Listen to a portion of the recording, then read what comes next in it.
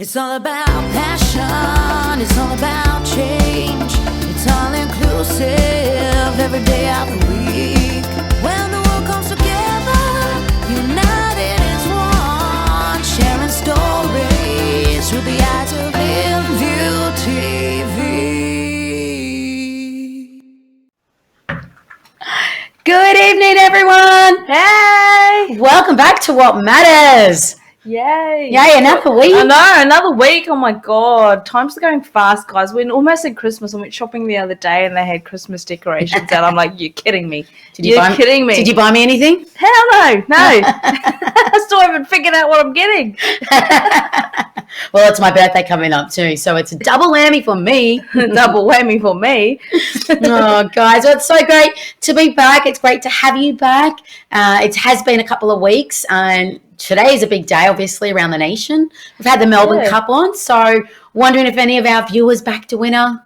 All our Victorians are supposedly half free at the moment. Yeah, they look like they're having lots of fun down in Melbourne. Yeah, the beaches are packed and...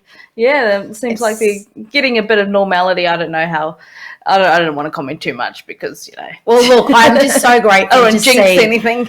I think it's just nice to see Melbourne back up, open back up. Businesses have consumed, and you know, people have their freedoms and hopefully some rights back. So that's so great to see. So well done, Victoria. Let's hope it lasts. But look, we've got a wonderful show line, wonderful guest line today. And I really love our little guest. But before I do bring her on and introduce her, I always like to begin by acknowledging the traditional owners of the land on where we gather and pay respect to the elders past, present and emerging of all Aboriginal and Torres Strait Islander nations. And I always like to emphasise the importance behind doing an acknowledgement. It's a tradition. It's a diplomatic tradition that's been carried out for hundreds of years before we came along. And so I think as respect to our First Nations, I think it's really important to pay our respect and to acknowledge, our traditional owners. That's right. We do that too in our culture as well. Ngā mihi nui kia koutou katoa, kua tai mai nei ki te tautoko, te kaupapa or what matters. We do love to, like our Aboriginal culture, we love to pay respects to those who have gone before us, those who are here with us today.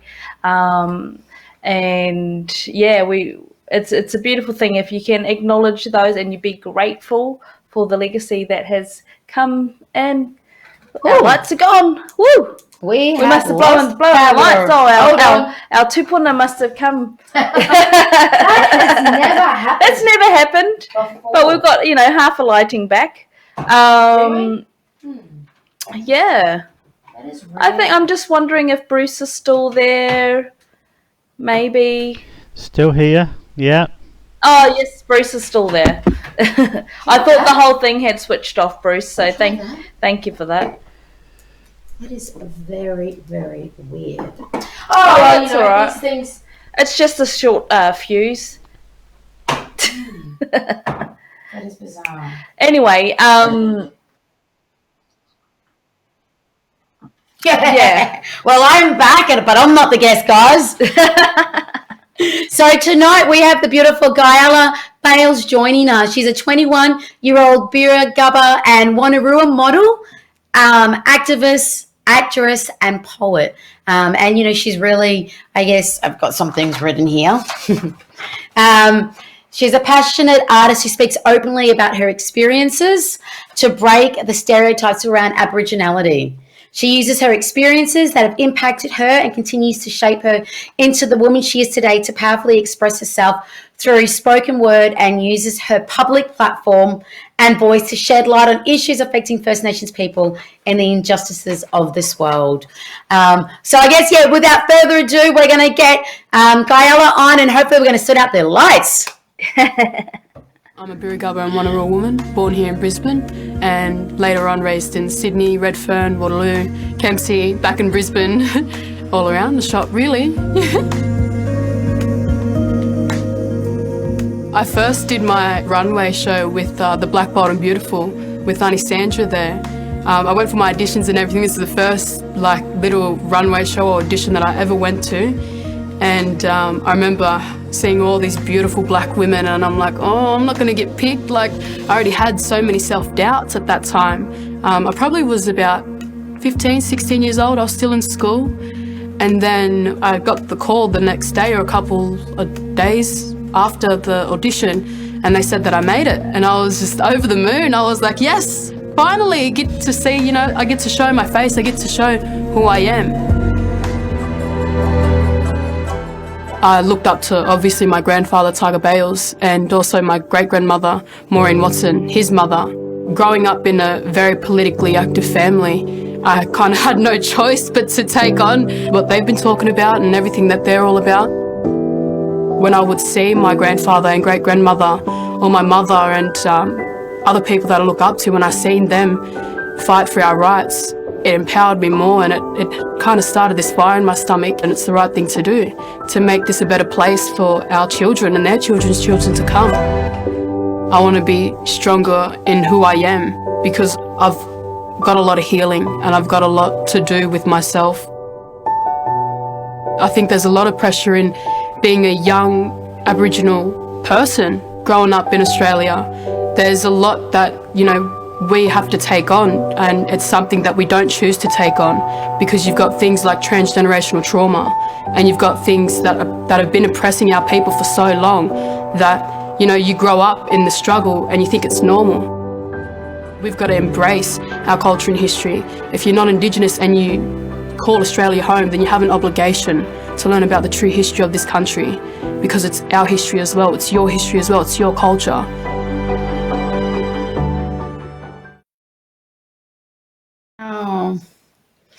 Oh, wow, that was beautiful. Oh, I love that. I really love that last sentence that you put there. You know, if you're living here, you have obligation to learn the history, and that's so true.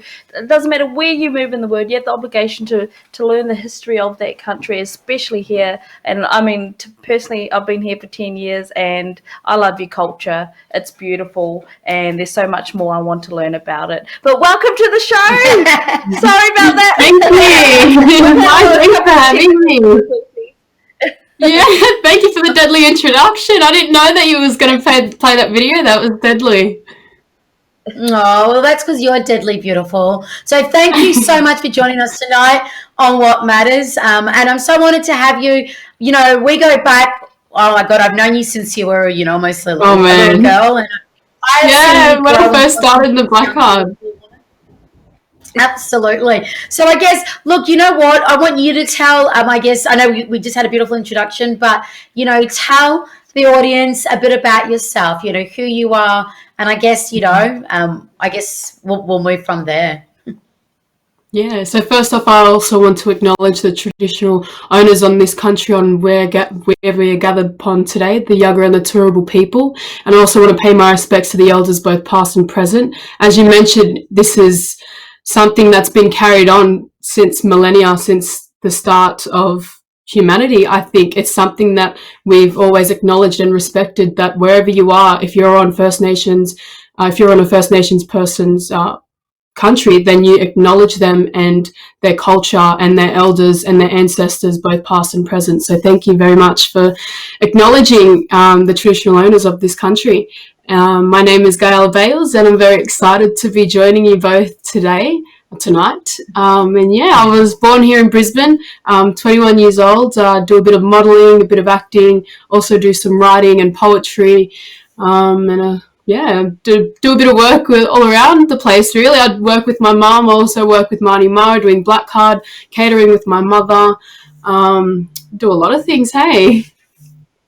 You are a very, very busy young woman, and you're very active. And I guess even in terms of your activism, I did, you know, I will show a little poem that you've done, because I know you're also very known for your poetry, and you've written some amazing, beautiful pieces that you've shared and spoken at the protests. So, you know, you come from a very active political family who's been, I guess, involved in the Aboriginal movement for decades now. So I guess, you know, babe, as a young Aboriginal woman, you know, how has it been for you growing up in this country where you've seen, I guess, you know, your people being oppressed and seeing the injustices served? Like, how has that affected you growing up?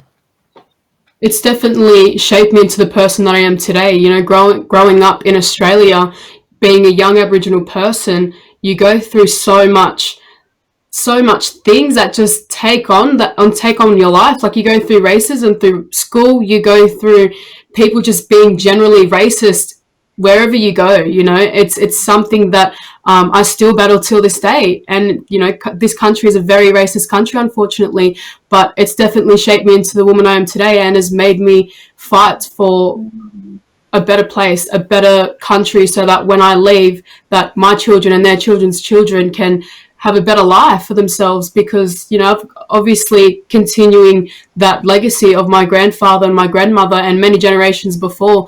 And I think it's very important to teach all children, if you know, if you're black or white, doesn't matter what color you are, if you live in this country, then you have an obligation to learn about the true history, like my great grandmother always said. And that's the truth. Wherever you go to, if you're not from that area, then you should feel obligated to learn more about that culture, or to learn more about that history. And so I guess that's what, you know, that's what I like to do, and that's what I like to keep, that integrity and respect in myself, so that I can teach anyone that I come across with, or anyone that just doesn't generally know about any of my culture. And it's definitely a privilege to me to be able to educate people that don't really know anything about my culture, because then they can go off to other people and educate other people as well. So yeah, growing up in Australia, it was very hard as a young girl. Me and my mum and my family, we moved around so much. You know, we escaped domestic violence, drugs and alcohol abuse, and so much more. We lived in poverty for so long. And, you know, we're still struggling. You know, we still haven't really haven't reached that, you know, that comfortable stage in our life. A lot of young but also older Aboriginal people go through. We go through this poverty, we go through the struggle, we go through everything that, you know, that stereotypes us or people think that we are. We go through it all. And it's quite hard, but it definitely makes me personally want to strive for more, want to strive for better, want to make this country a better place, not just for myself, but for anyone that comes here. Yeah, and that's beautiful. When you've got the right attitude as well. Like, I love that about you, and I love that about your family. Like, I've seen you guys, you're always out there, you know, always working for the greater good. And you just made me forget what I was going to say. That always happens to me. How I'm like going off on something, and then you just forget. Usually when she touches me, she means shut up. So I'm like, oh, what the hell am I going to say? She does this thing where she rubs her hand and legs, and I'm like, stop it. Yeah. Oh, you're funny. I'm always doing that. Got to fiddle and things. Yeah, Joe totally lost my train of thought. Joe, don't do that. Oh, sorry. Well, I'm so sorry. But I guess, you know, just, you know, going up on what, you know, you just said, I guess, you know, what changes would you like to see take place in this country? You know, what I guess, you know, changes that's going to better support or, you know, support the future for your people? What changes would you like to see? What do you think we need to do? I think the change starts within ourselves, and by doing that, you're taking the time out of your day, or taking the time or out of anyone's day to make sure that you learn about the people's country that you're on, and their history and their culture. And I think it should start at a very young age. You should teach your children as soon as they understand what you're saying. You should be teaching them more about our culture, because it's your culture as well. It's your history. If you live in this country, then you have an obligation to learn about it. And I think it should be implemented in schools at a very young age, even through kindergarten, you know, just teaching kids how to say hello in the local language there, or teaching them about the significance of that area. Because there's a lot of places around Australia that are still named the traditional names that have come from us. And if you're able to learn the meaning and where you're from and the place that you're living in, then that gives you a sense of identity. That gives you a sense of pride as a young person growing up. That gives you a bit of confidence to, you know, to walk about on this country and to feel that connection as well. You don't necessarily have to be Aboriginal to feel a connection to the country that you're on. you just have to be awakened, and you have to be open to learning that, and accepting that this is your culture as well. This is your history. So I think the change that I want to see is definitely, it starts with the schools first, because I think that's where a lot of things that go wrong so much that I think we can fix so easily, and yet the education department don't. And so we've got a long way to go, you know. Yep. I've like recently, because my brother's a teacher, and he's recently moved over here from New Zealand, and he's been teaching here this year. And we had this conversation actually quite a lot. And for him, like, he always says, you know, I just wish they would teach the local language a lot more in these schools, just so you know, these kids can learn, and because there's so much to learn from your culture. There's so much to learn off the land, the history, how to respect and look after it properly. And he wants to, you know, bring these things into the school, and that's where they get stuck, because they don't know how to implement that. They don't know how to bring that into the education system. And it's like, where do we start? Do we, you know, we head straight? Because I know with New Zealand, back in our culture, in the Māori culture, we had to fight for years and years and years to get our language taught in the schools, because when my grandparents were at school, the reason why our language started to fade was because they would get, I'm just going to be black and blue about it, but they would get a hiding if they spoke our language in the schools. And then they feared for their kids to go to school and speak our language, so they wouldn't teach it to them.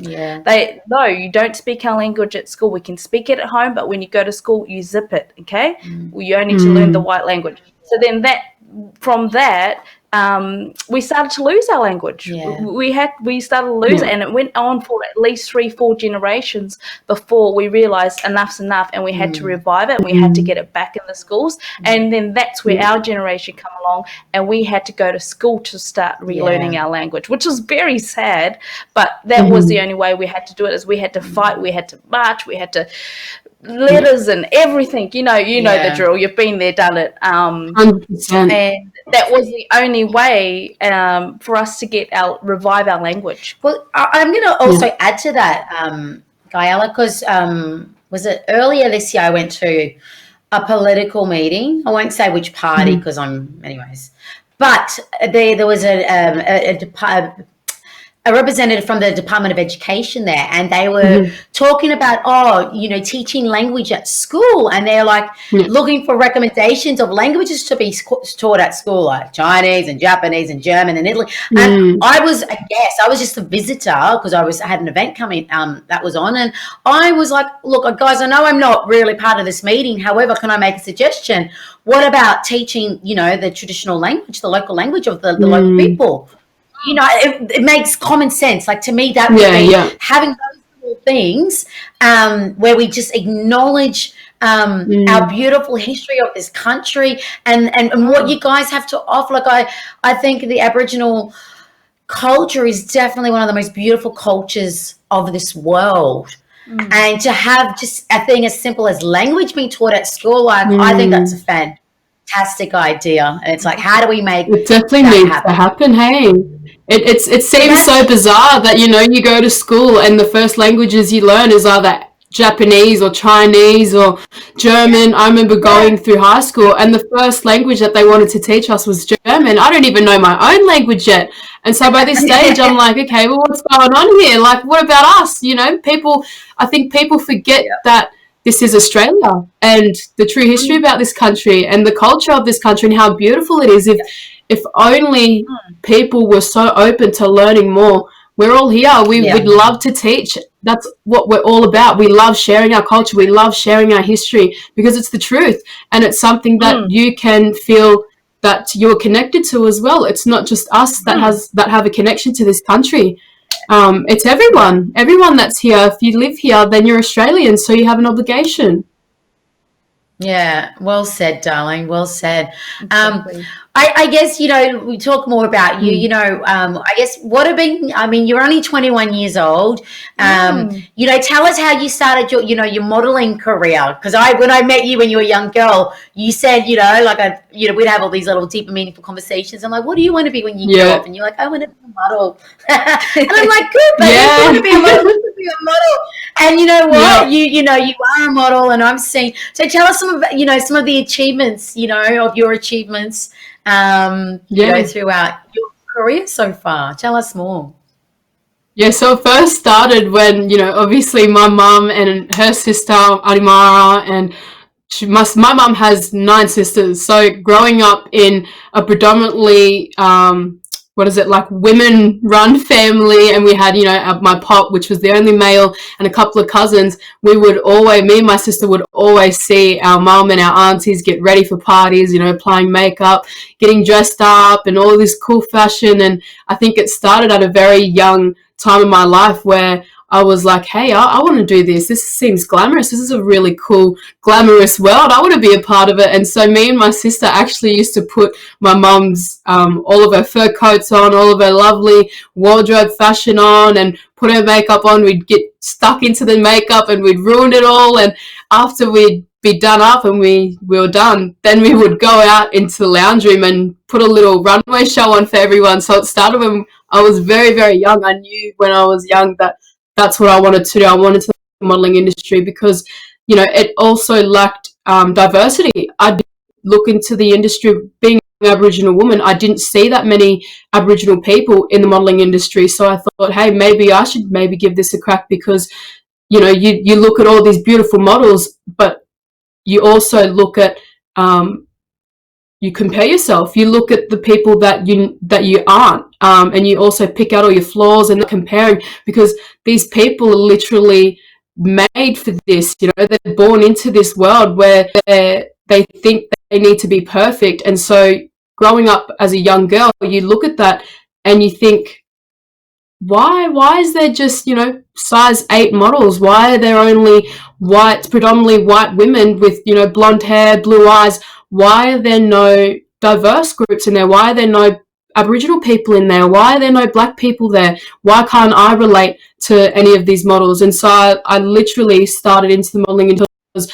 I thought I was girls. They made me seeing people that they can relate to, people that make themselves love themselves, not want to change themselves or want to compare or want to be someone else just because they think that's beautiful. We're all unique in our own way, and I think we're all beautiful, that we need to embrace it and not be so judgmental and not put yourself down so much, because what this society has built of a beautiful model that it's just not even real at all. There's so much that goes into modeling and photoshopping and everything. It's not all real at the end of the day. We're being made to literally look fake. You rock up and literally. Your natural beauty, and you're like, hey, I did my research. I'm here just trying to be me. I did my research and I was seeing some of your shoots and I was like, wow, scrolling through, I'm like, wow, babe, she's just beautiful. Stunning. She's naturally stunning. You don't even have to crop it or, do Photoshop it, edit it. Oh, you are and Photoshop, hey. Thank you so much. And that's another reason why I wanted to get into there as well, to show people that you didn't need Photoshop. You don't need Photoshop. All you need is to love yourself. Be confident within who you are, where you've come from. Embrace it. Embrace your culture. Embrace your history. Embrace who you are, and your identity. And remember that, how much fight and how much our ancestors had to fight for us to be here. And to be able to do the things that we do now, a couple, it was only 100 years ago that we weren't even a part of the, what do you call it? Constitution. Mind blank. We weren't even a part of the Constitution. So you look at all these things that we are now able to do, and it makes me want to do it even more. It makes me want to do it 10 times more. Yeah. That's amazing. Hey, do we have the poem? Are we able to play it? We're not able to play it. Okay. Well, I might be able to share one. Yeah. Oh, yes, please, Yeah. because I watched your poem today and I was like, wow, this girl's so talented. She's so talented, and it made me, I think I watched the one where you were at one of the protests and it made me a bit teary-eyed, but your lyrics are beautiful. So if you want to share one with us tonight, Yeah. we'll be grateful. What do you reckon? Which one should I share? I don't know. What do you It's guys probably going to be think? hard to see, though. That's the only thing. It's going to be hard to see. I'm just going to read it up. Are you going to read it? Oh, are you going to? Yeah, I Oh can my read it. God! Of course Yeah. you can read it out. Yes. Yeah, yeah. So I'm a real bimbo sometimes. Come on, Joe, get with the program. Oh, I've got so many. Hey, I'm trying to get all my Maybe poems read us one of your gathered so I can. favourites. Read us one of your favourites. Let's see. Oh, this one. Okay.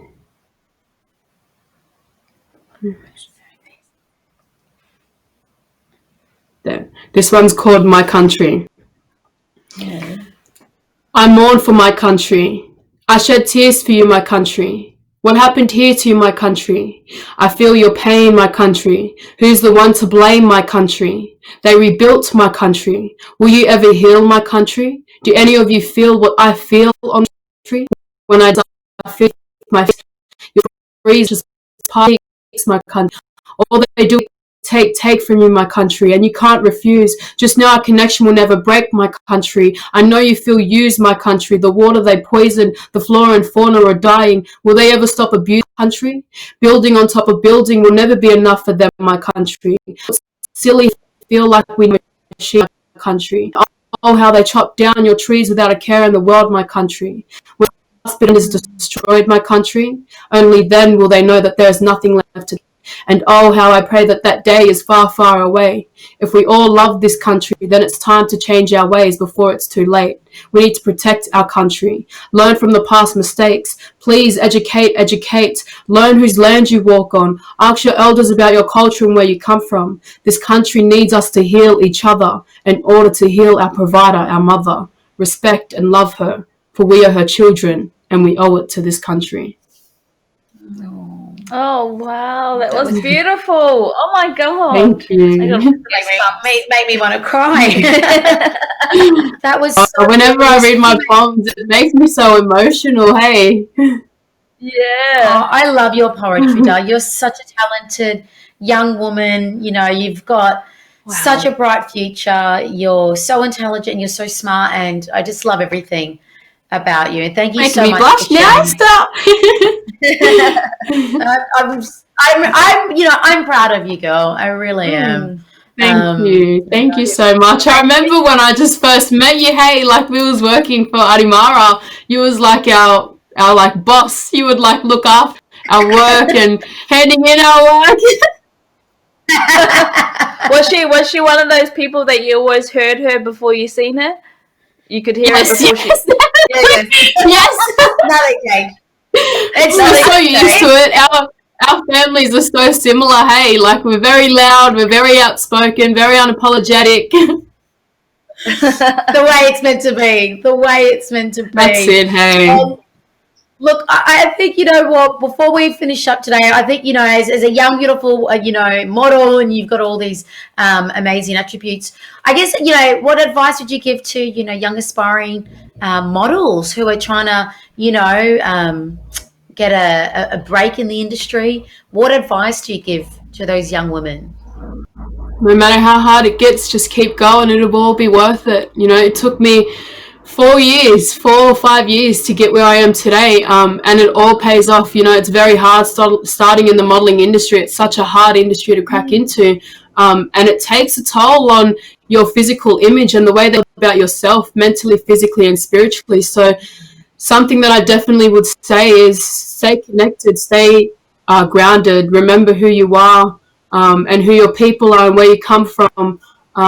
And just be proud within yourself, be confident within who you are. You don't have to pretend to be someone else or try and aspire to be someone else. Aspire the best person that you knew you were always destined to be. Oh, wow. That's It's a beautiful beautiful. To me, like taking it as I remember because you said it before is remember to love yourself and love yourself first. Yes, And that's and I it. see that you carry that with you, not just your history, your ancestors, but yeah, most importantly, you love yourself first. Wow, what an amazing young woman! I can't 100%. believe it. That thank you so much for being a guest here on Yeah. What Matters. Thank you. We've learnt a lot from you tonight. I'm so inspired. Oh no, my darling. Thank you So for it's fun. having And yeah, me. no, look, it's been an absolute pleasure, babe. It's so nice to bring you on and just have a chat and get to know you. And you know what? We wish you all the best, from us here at What Matters and in VTV. So, thank you so much for giving us your time tonight, and for joining us. So hopefully we'll get you on another time. Thank you so much for a deadly yarn. Oh, all right, beautiful. Deadly interview. Well, I guess that's it. So beautiful. Thank you. I love you. I guess what an amazing young girl She's only is. 21. I She's know. only 21. Look Oh at my that. God, what did I do to be 21 again and gorgeous and tall and skinny? I guess it was never meant to be in my genes. You're married now. That kind of just all goes out the window. I guess it doesn't really matter. We had a show the other day, man. Oh, our poor kids. If we had kids, they'd be short and stumpy. No, don't say that. There's nothing wrong with short and stumpy. No. They just might be tall and skinny. Oh, what a beautiful guest. Thank you so much, Guyala. That was, part of meeting Joe is I've met a lot of the Bayles family, and you know what? They're just such amazing people. The way I look at them is they're like a beacon of light for their culture. Yeah. They lead the way. They keep their culture thriving and prosper, and always out there doing amazing things in the community, always helping humanity, and that's what I love about them. And she comes from a long line of amazing leaders, Political activists, leaders. So that's what I love about that girl, and you can see it for yourself from the interview tonight. She's just got what I would say her head screwed on, and the vision ahead, and she's going for it. Now that we could all take a lot from her tonight. So, anyways, guys, I hope you enjoyed tonight's show. Thank you, Guyala, for joining us. Thank you, MVTV, for having us. And thank you, my beautiful wife, for being here. So that's it from us for tonight, guys. We hope you have a wonderful week. Take care. God bless. And we'll see you again soon. Take care. Bye. Bye from now. From What It's all Matters. about passion, it's all about change.